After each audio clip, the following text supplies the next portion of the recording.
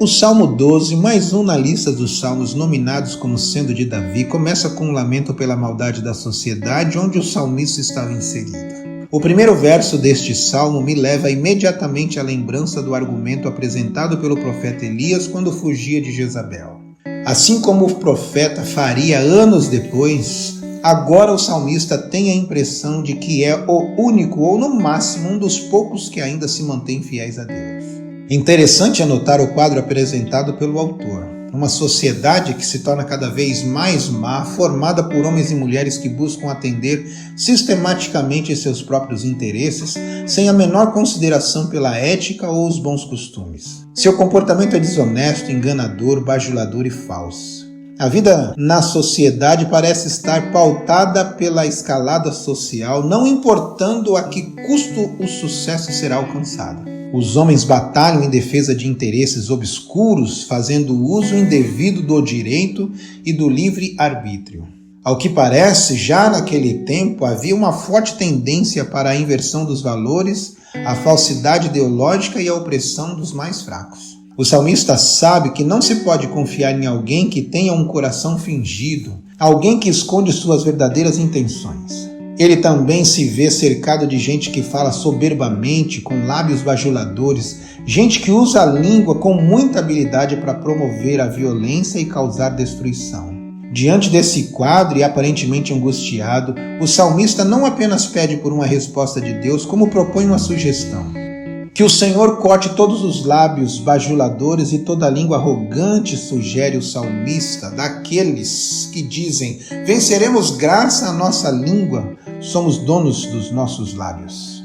Enquanto lia o Salmo 12 mais uma vez, me dei conta de quão atualizado o texto está em relação à nossa realidade em pleno século XXI.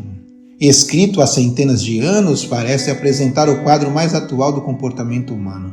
A sensação que tenho é de estar lendo algo escrito ainda ontem, depois do autor ter analisado as informações que preencheram o noticiário da TV. Tenho a sensação de que ele falava com Deus após acompanhar estarrecido os acontecimentos dos últimos dias. Pensei que talvez estivesse acrescentando alguns outros detalhes quanto ao comportamento humano ao ouvir o relato de famílias que não conseguem entender a razão pela qual crianças inocentes tiveram seus sonhos destruídos e a vida roubada por pessoas que deveriam estar cuidando delas com carinho e amor. Fico pensando na motivação dessa gente que, não satisfeita com o que já tem, fazem tanto mal a outros seres humanos como se fossem os donos do mundo e não devessem satisfação a ninguém. Não sei você, mas tenho a sensação de que não estamos sabendo lidar com a tal sonhada liberdade que tanto desejamos ter.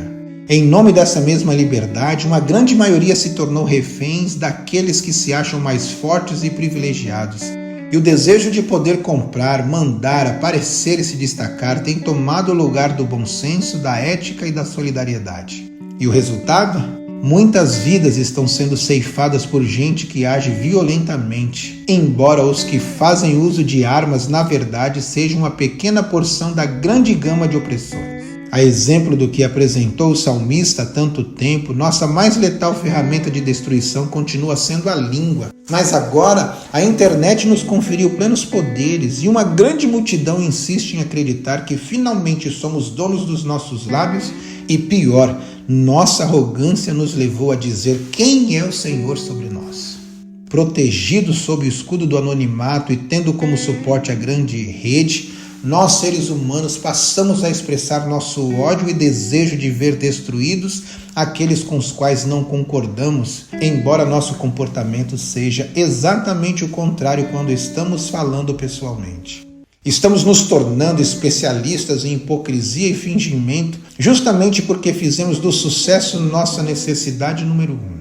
Em busca de cumprir os requisitos necessários para chegar ao topo, deixamos de nos importar com quem vai ficando para trás ou por baixo, já que nessa chamada escalada social não nos importamos de transformar pessoas em equipamentos de acesso. Mentir já não causa preocupação, pelo contrário, se tornou para muitos a melhor opção.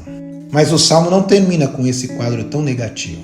Há esperança para os que estão buscando por solução, a exemplo do salmista. Há neste hino uma informação que pode ser boa e ruim ao mesmo tempo. Uma declaração que pode trazer alívio e preocupação ao meu coração, dependendo de que lado eu estou nesta história toda. Até porque só há dois lados nesta moeda, e se eu não estiver representado por um, certamente estarei pelo outro. A declaração vem justamente daquele que pode solucionar o problema da expectativa por justiça, ao mesmo tempo que pode fazer frente à arrogância de quem age de forma fria, violenta, dissimulada e pretensiosa. É o próprio Deus quem vai trazer alívio ao coração do salmista. Por causa da opressão do necessitado, diz o Senhor, e do gemido do pobre, agora me levantarei. Eu lhes darei a segurança que tanto anseiam. Salmo 12, verso 5.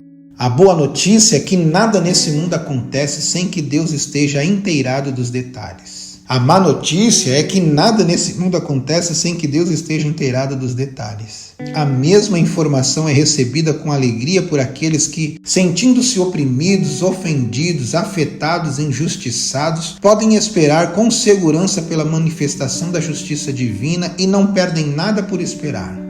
Mas será recebida com muita tristeza e terror por aqueles que, sentindo-se poderosos e imbatíveis, oprimiram, ofenderam, maltrataram e destruíram, não importando se o fizeram com o uso de armas, da força, da condição social ou mesmo da língua. O salmista, escolhendo ser representado pelo lado certo da moeda, prefere estar entre aqueles que receberam a notícia com alegria e termina o poema com uma alegre convicção. Senhor, Tu nos guardarás seguros e dessa gente nos protegerá para sempre. Ele sabe que estando com o Senhor permanecerá guardado e protegido. E nós, você e eu, hoje, agora, de que lado da moeda preferimos estar?